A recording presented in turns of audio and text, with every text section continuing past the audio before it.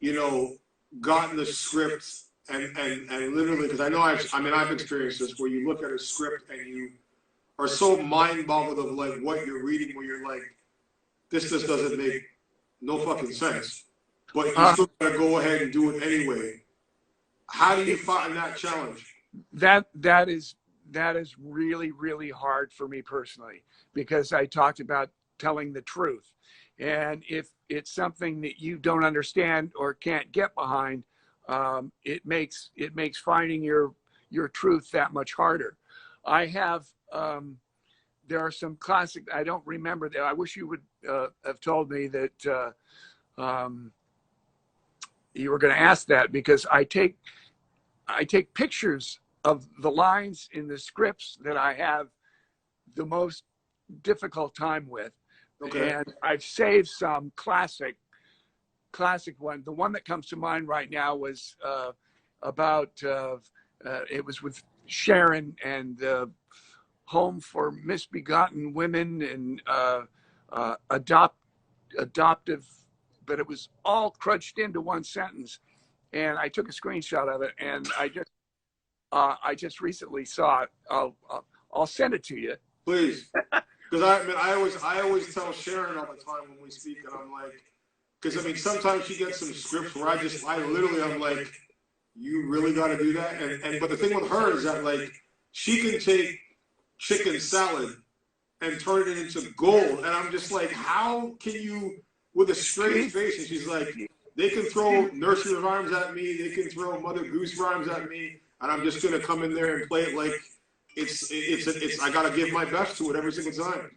I have honestly asked her how she does it, but you're absolutely right. She is that is definitely one of her gifts. She can and she doesn't take it home.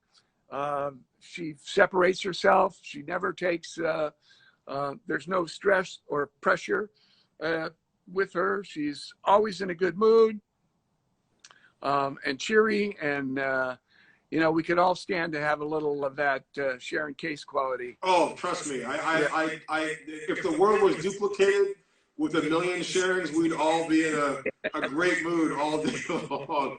And she's really fun to boot on top of it all. Oh yeah, no, between her and Josh, who I've traveled with many times to do appearances, and I remember the first time she came on an appearance with us, and Josh had bet me. He's like, I'm gonna bet you $100. He's like, Sharon's such a grandmother. She'll be in bed by 9 o'clock, and your night's gonna be over. I have the video to prove. It was 6 in the morning, and Sharon was still dancing, partying, yelling, screaming, hollering, having fun. And I woke Josh up the next day and said, I thought you said you were going to be in bed by 9. She was up till 6 o'clock in the morning partying. And I'm like, out of anyone I've ever traveled with, she's probably my most fun person to do. Oh, absolutely, yeah. He's pretty funny too. Josh is very, very funny too. Yeah, very, very, very funny. A very quick wit. So for you, in the sense, number one, like what was your everyone has their their journey and their story of how they got into this crazy business. What led you into this business? Was it your first passion, your first love? Well, I've told this story before, but growing up, and I grew up in the infancy of television, where we had half-hour shows like Combat and Whirlybird and Rescue 8, and I was fascinated by playing those roles. And I had a hat box, like an Army helmet and a knight in shining armor helmet and a fire helmet, and I could dress up for all these things. I actually put Rescue 8 numbers on the sides of my mom's car, which was a Buick, and we drove around town like that. So I was kind of hooked into that fantasy aspect, and really the only place you can do that in real life is in the movie business. Did you ever feel, I mean, in these long 30+ years in daytime of making that jump into film? It was a totally different industry. It's more spread out now because we have the advent of cable and streaming, and so there's less definition between a daytime actor, a nighttime actor, and a film actor. But they were three separate entities when I first started, and it was incredibly hard to make the jump from one to another. And now, you know, you've got big movie stars doing television, you've got television stars that are doing movies. I mean, it would be hard to find one that, I mean, Ryan Reynolds started in television. I mean, I just think about, and then I would see him on what, Two Guys, a Girl, and a Pizza Place, or whatever it was, and it was pretty obvious then that the gifts that would make him so popular were very evident at that time, even though the show didn't go anywhere. But I think it's easier now to cross over than it used to be. Well, that's the thing. For me, every time I watch you, I've said this to many people. I've always viewed you as, like, you know, our late friend Christophe St. John, who was known as the Denzel of daytime. I've always pictured you as the Paul Newman of daytime. Like, Okay. you've always brought this to me, more of a dramatic feel as an actor than a daytime actor. And to me, it's like watching Paul grow over the years, watching you grow over the years.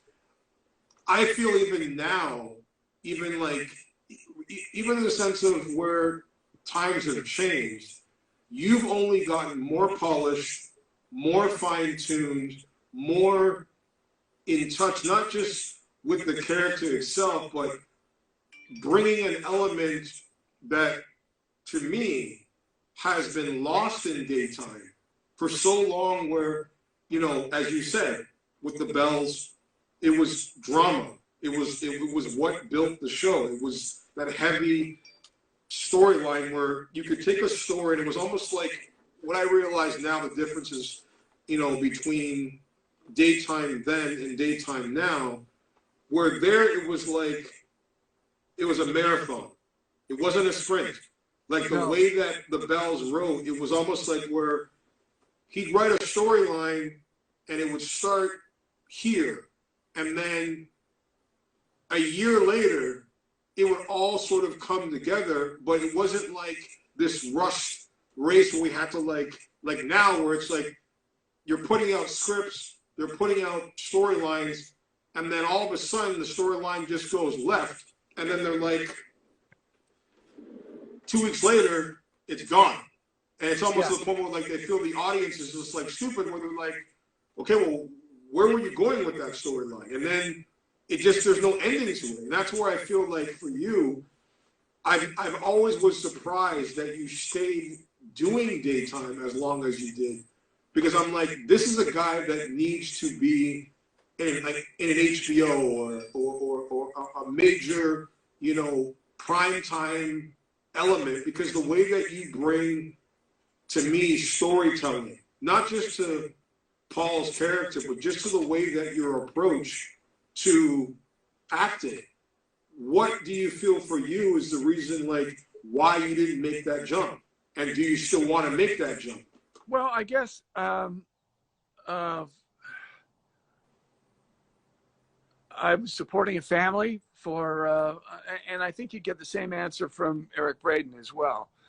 He signed on to the show. He never even considered doing daytime television, but he wasn't working.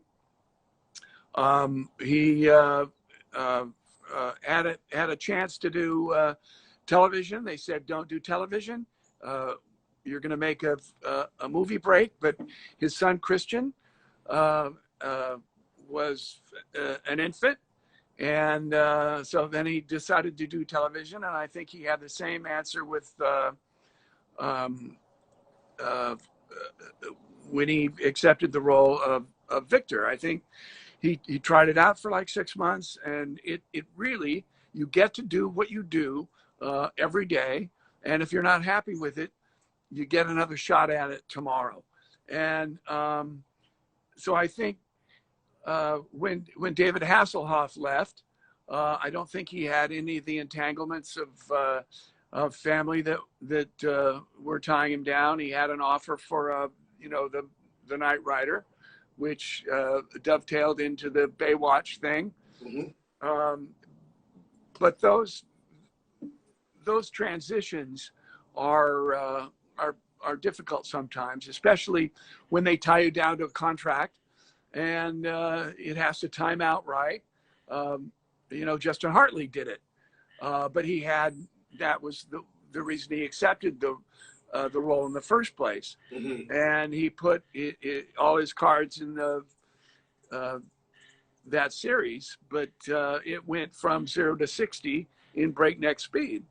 So he's not looking back, but so many, people step off that cliff and into oblivion. And I don't know. I just, the opportunity that I was waiting for never revealed itself. And I gotta say, for most of my career there, and all of it with Bill, I mean, sometimes it was frustrating, but most of the time it was really great, really fantastic. And I thank you. I want to thank you for your compliment. That's very touching and heartfelt. And I've got to thank your listeners or viewers too, because they've been posting some really kind things on the little. Let me ask you a question here. Let's see what question.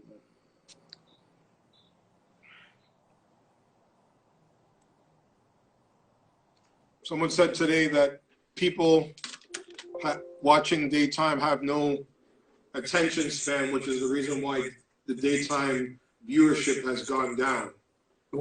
Say the beginning of that one. Someone said that the attention span now, due to the demographics, has the reason why daytime has gone down due to social media. I think, I think it would be more about what you said, that making the left turn. And so if you go down that road and then suddenly something doesn't make sense, you get disenfranchised with the show that you're watching. And what did I was watching a lot of hits that are on cable or streaming, like Mr. Robot was not fast. The Crown is not fast. What other thing? The Queen's Gambit is not fast. Mm-hmm. These are really successful shows, and I think it comes down to really good storytelling. And if it's a page turner, it doesn't have to go fast. All you have to do is have a Friday cliffhanger and Monday resolve. And if you're moving your story along and it makes sense, then I think it's the medium still has viability. I will say that there have been huge head scratching things where the powers that be make choices that made no sense. In my mind, are absolutely, totally absurd.